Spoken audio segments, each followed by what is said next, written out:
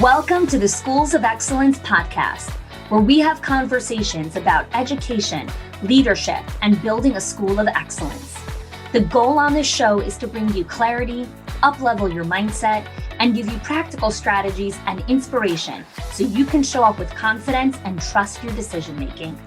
I'm Chani Olshansky. I'm a mom of 4 under 10, a former New Yorker, and been in the early childhood field my entire life. And I'm so grateful that you've joined me for this conversation. Hello, and welcome back to another episode of the Schools of Excellence podcast. So this is our third episode in our 5-part series on the paradoxes of school leadership. So if you have not been joining us in order so far, please pause this episode, go back and listen to the first one on my introduction to what the paradoxes of school leadership are. Last episode, we spoke about the paradox of choice. And today we're going to be talking about the paradox of success. So the paradox of success really reveals itself in this intricate play and this intricate really interplay between achieving all of these great things and reaching all these different mile markers and milestones that you wanted to create for yourself. And then you recognize, 1 second, this is not actually such a straightforward path. So when child cares are working to achieve certain goals that they have for themselves, whether that's more enrollment, more centers, more profit, more peace, more staff, more brand equity in the marketplace, all of these things, every single one of those mile markers of success bring its own challenges, right? It all brings its own challenges.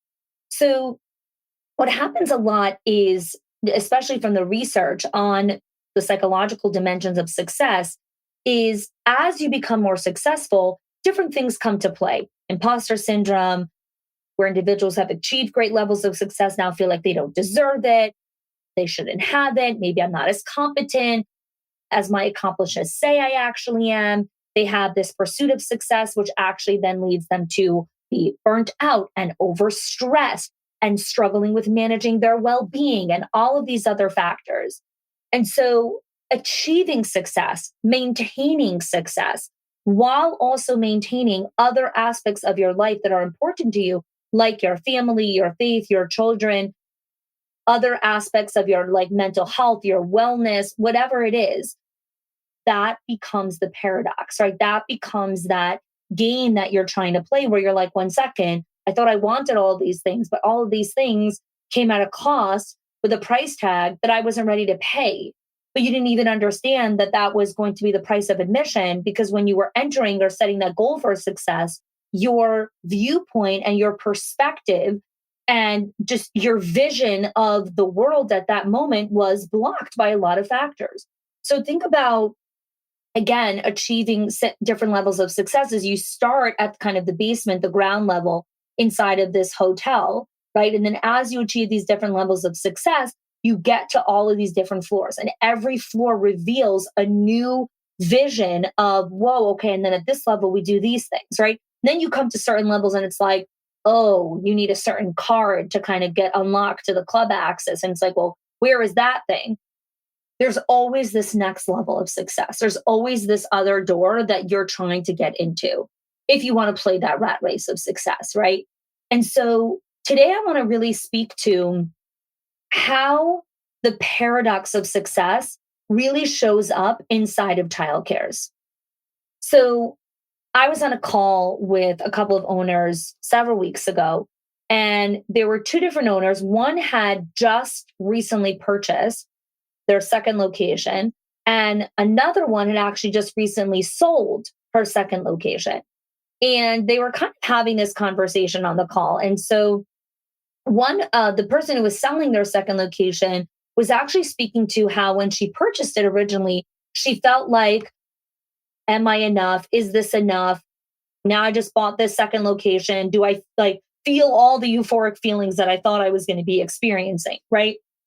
And then this other owner was sharing how they had just purchased the second location, and now she was dealing with all these identity struggles.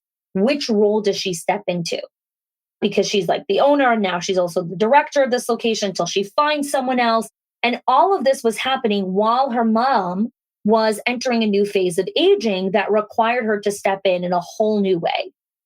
And I find this to be very true with the paradox of success. Sometimes we live in this illusion that success will come to us at these moments that we're most ready for them or we most desire them. And the reality of life is sometimes we get a big promotion. And this happened to a client of ours. They gave a promotion to one of their directors. And a couple days later, she found that her dad had terminal stage 4 prostate cancer. And actually, this promotion now was really going to be in conflict with the new responsibilities that she was going to have given the circumstances that just presented itself in her life. Another client that I worked with one-on-one opened her 17th location. And so now she was overseeing this giant corporation. She had all these new responsibilities.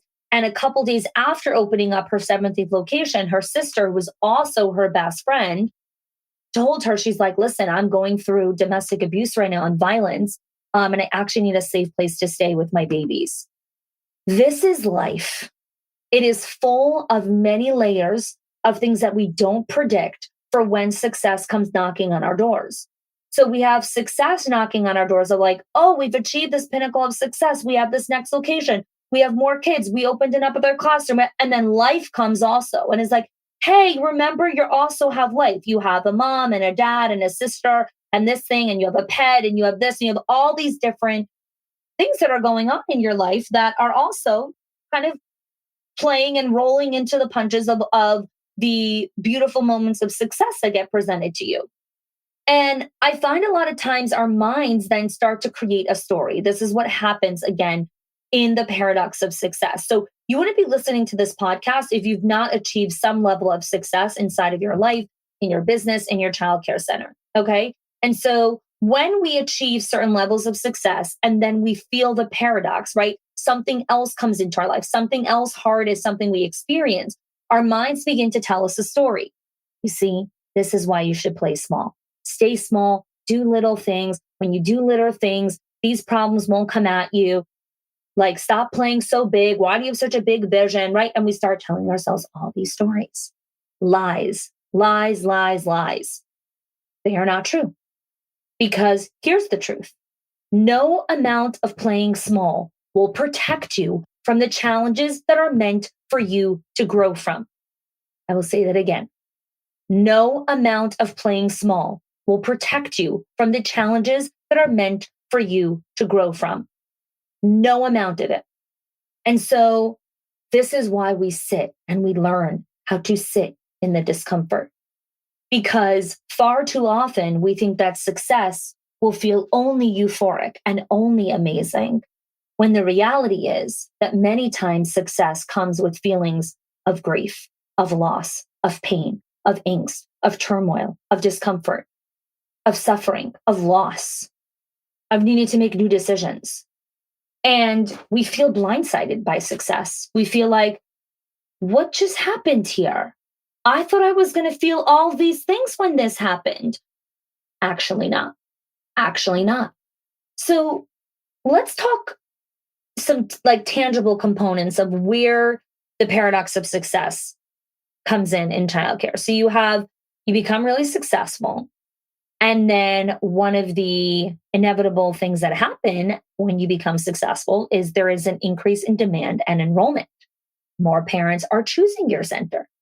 Okay. It is a testament to the quality of the service that you provide. However, okay, flip side, with this increase comes a unique set of challenges. Managing capacity and ensuring individualized attention becomes very complex, right? Because now you have to find ways to accommodate more children while maintaining the intimate, personalized care that you promised was what your center was about, which is what made you successful to begin with. And that's a question that we have to ask ourselves, which is, does my vision start to shift as I achieve new levels of success? Do my goals start to shift as I achieve new levels of success? There's not a right or wrong answer to this question.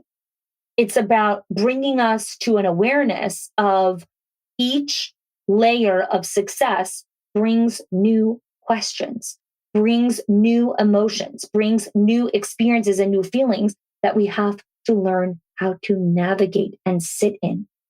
All right, let's look at another paradox: managing high expectations from parents. Success in the childcare center, right, in the childcare sector, leads to heightened expectations from our families. As your center reputation grows, parents naturally expect that the quality of care and education will continue to excel. They start to demand more communication, more transparency, more personalized attention, and managing the increased expectation is challenging. It's very challenging. It feels like a paradoxical situation where success raises the bar, right? It both raises the bar and the necessities meeting those higher expectations is also raised. And you're like, 1 second, now everyone wants more from me. No, thank you. Oh, yes, but that's the paradox, right? Because as you become more successful, parents actually have more demands. So people who look at this from a binary way of like, well, then don't do this or don't do that. Or like a lot of people on here are going to be like, well, that's why, blah, blah. Stop. Just stop with all the nonsense. Stop. This is not a this or that, this and that. This is a paradox. And that is uncomfortable to sit in because there is no, now just do this instead, and then you won't have this problem anymore. False. The paradox of success presents itself because as you achieve certain things, new problems get presented in front of you. And we have many times a delusional viewpoint that success solves all my problems. In the same way that a lot of young people think that money solves all problems, and it doesn't. So I want to invite you here for a moment while you're listening, wherever you are, to actually step into your inner dialogue and ask yourself, what am I telling myself while Khani's speaking here? Am I saying, oh, well, this is how we solved that problem. When we got the increase of demand, we did blah, blah, blah, blah, blah, blah.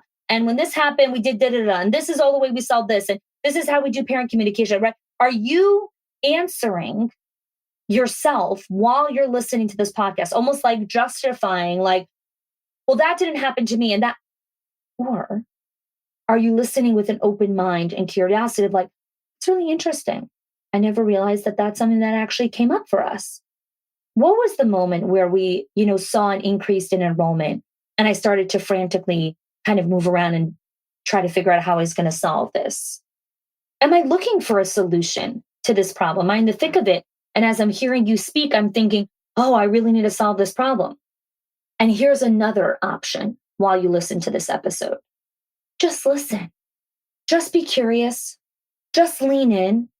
Just hear what there is to hear about this concept and draw your own conclusions after and learn, again, what I said in the first episode about the paradoxes of school leadership. Not every problem has a solution. Not every problem has a solution. Not every issue that I'm presenting here has this direct solution. Definitely not one solution, because depending on where you are, the solution will present itself in a different way, which we'll get into in a moment. Where else does the paradox of success come in? Retaining staff and add-ins in professional development.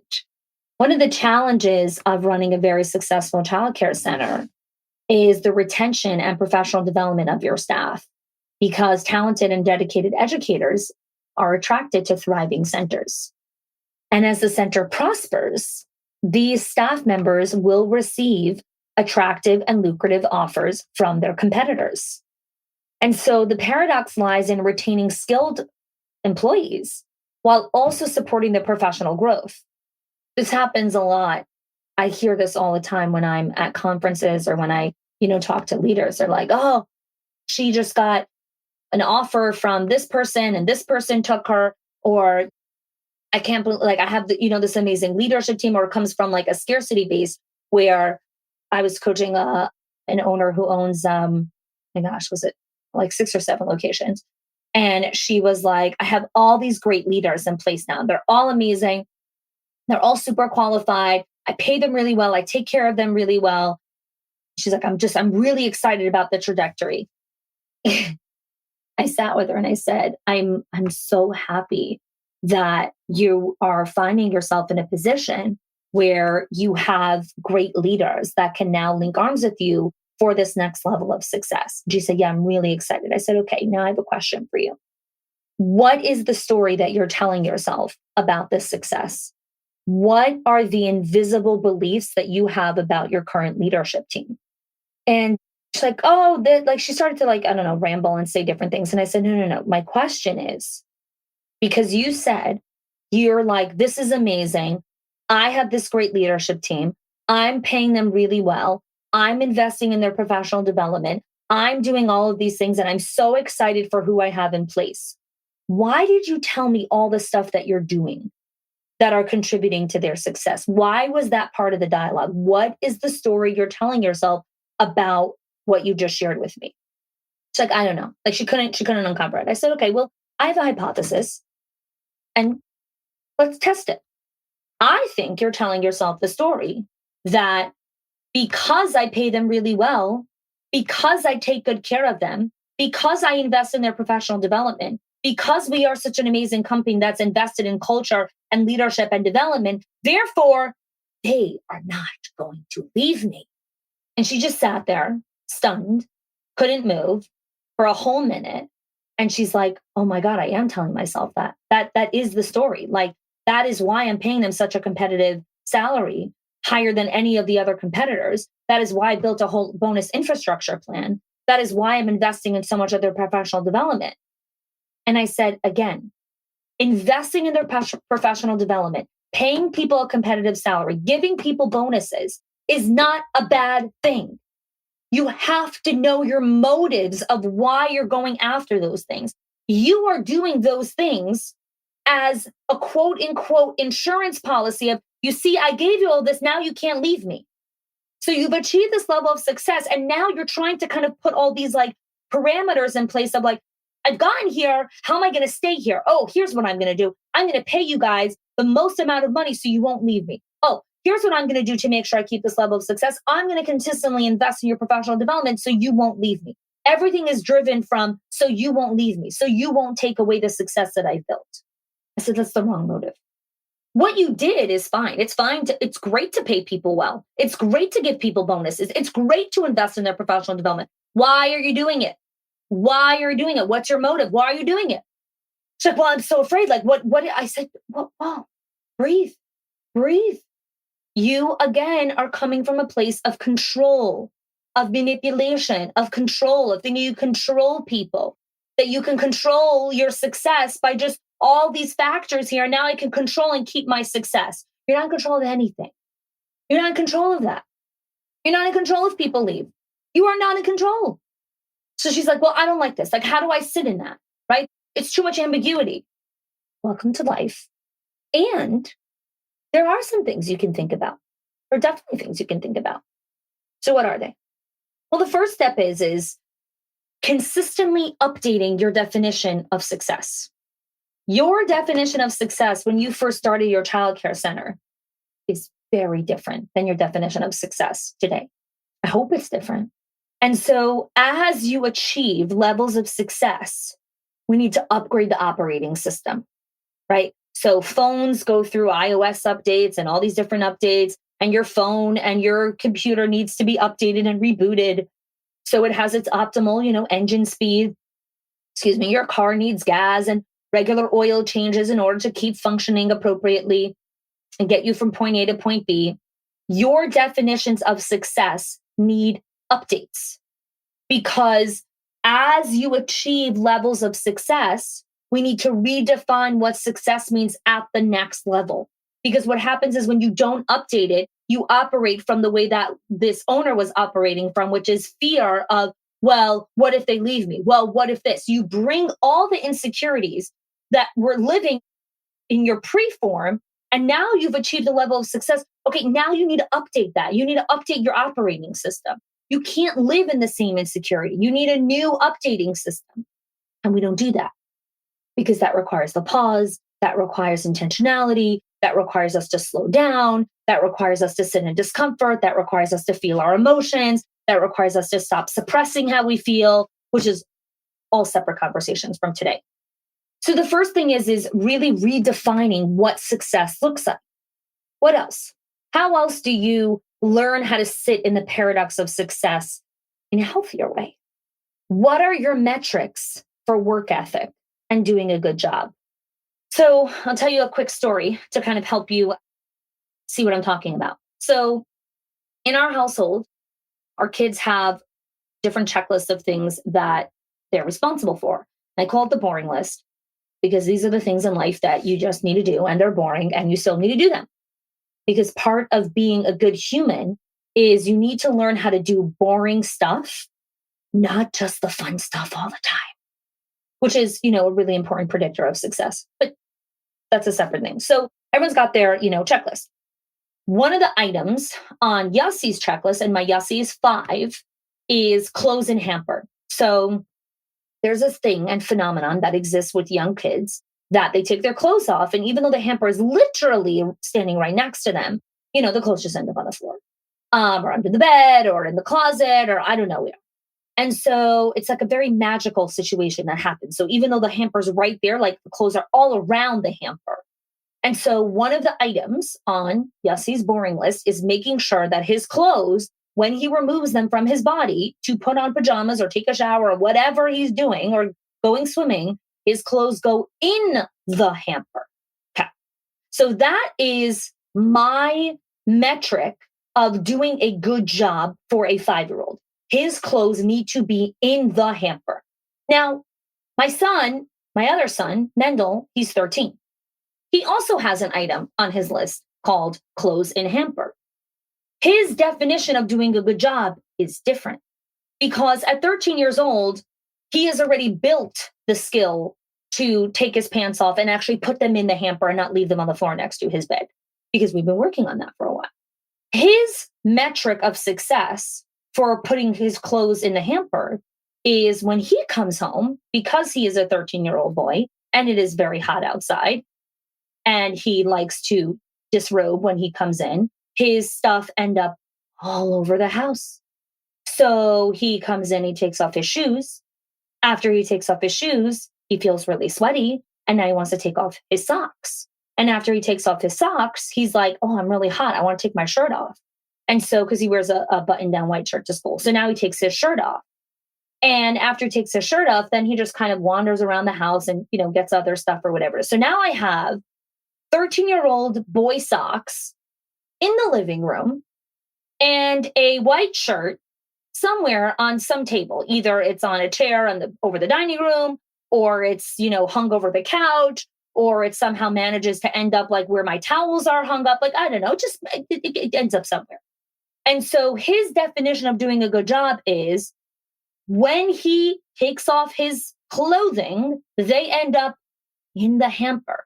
Not in the living room, not under the couch, not in the dining room, not on the hook where the towel goes.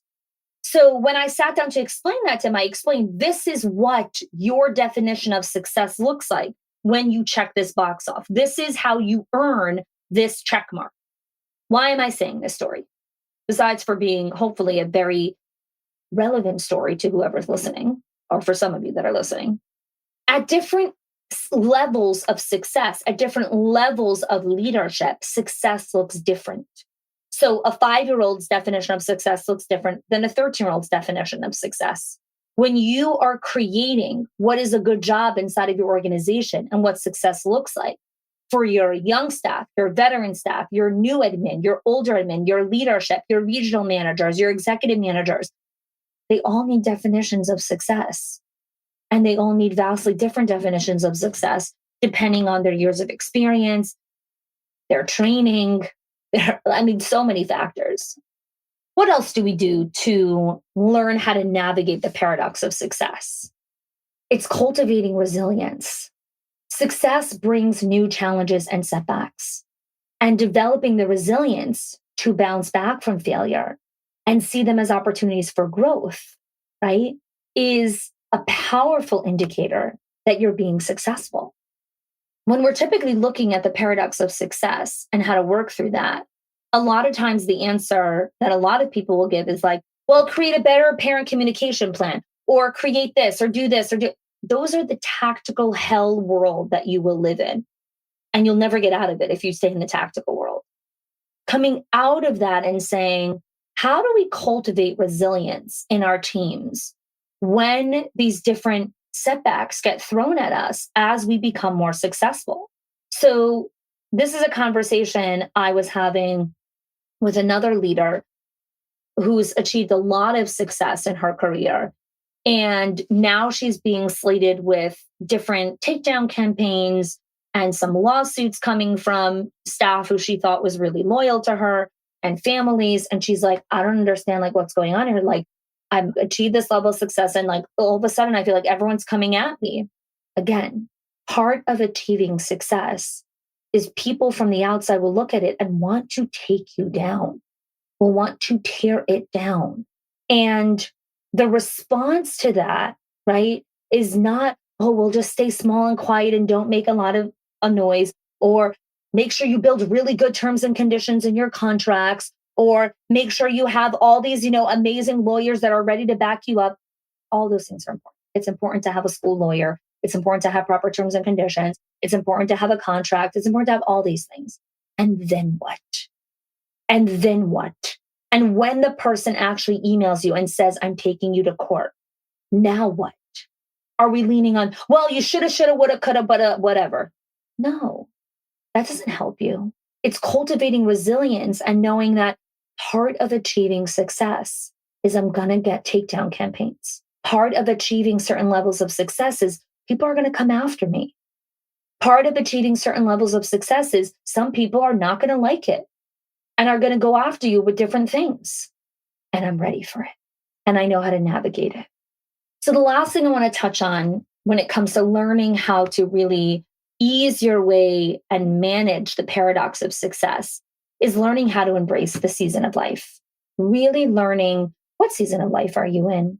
Are you going after a certain level of success that your season of life actually doesn't call for right now, or you're not equipped for, you're not ready for? You'll notice certain people will speak up or take a stand on certain things when they've built a certain level of credibility in the market. They've built a certain level of credibility in their own self-trust. They're usually a little bit older, kind of in their mid 40s or early 40s. And there's a lot less like, I'm scared, I don't know, this and that. It's a season of life where you play a little bit more full out. And some people who are in their 30s or in their 20s are playing a different game. And so knowing the season of life that you're in and the game of success that you're going after is really, really, really paramount to your sanity.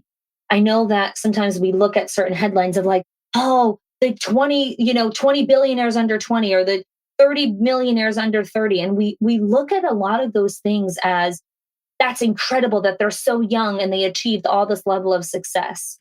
Again, success is a paradox. It comes with a price tag. Are you aware of the price of admission for the level of success that you're going after? Sometimes you're aware, sometimes you're not aware. You can't be aware of every single price tag. There's inherent risk in going after anything. But this is why I'm giving you another tool to work through. Ask yourself these questions as you set certain mile markers of success that you want to go after.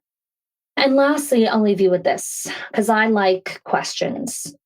I think questions really, the quality of our questions determine the quality of our lives. And so if we're looking to raise the quality of success inside of the industry, I want to give you a couple of questions to think about. And if you're driving or if you're multitasking, you can come back to this or, take a pause so you can write these down. So my first question is, what does success mean for our school? Really, really answering this question. How could we involve parents and community members and other stakeholders in our definition of success? How do we build a resilient environment that is adaptable to change and capable of evolving without losing sight of the school's core values? What strategies can we employ to develop future leaders who are capable of adapting to change and leading with a more holistic view of success? Are there particular resources like financial, technological, human, aligned with our evolving definition of success? And are there better ways to allocate resources to meet our success goals? How can we incorporate ethical and moral growth into our definition of success, nurturing responsible and empathetic citizens? And lastly, how often do we reflect on our definition of success? How can we regularly evaluate and adapt our measures of success to ensure that they remain relevant and inclusive? I hope today's episode opened your heart, opened your mind to look at success from a different perspective, to hopefully elevate your consciousness in the way that you're looking at success. If you enjoyed today's conversation and some of the questions resonated with you and you're like, oh, this is so great, I want to have this conversation with another colleague, please share this episode with them. Click the link, you could click share the episode. And I thank you for joining me for today's episode. And I hope you join us next week as we uncover the next paradox of school leadership. Thanks for joining. If you are loving the Schools of Excellence podcast and have gotten any value out of it for your school, I would love if you can do two things for me. One, subscribe to the show so you never miss an episode. And two, can you please leave us a review? Reviews help other school leaders know that this is the place to learn how to build a school of excellence. And I would be so grateful if you can do that for us. Your help and support makes this show to be able to be listened by the thousands of other school leaders all around the world. Thanks so much for listening, for giving us your time and attention each and every week. And I appreciate that you have joined us.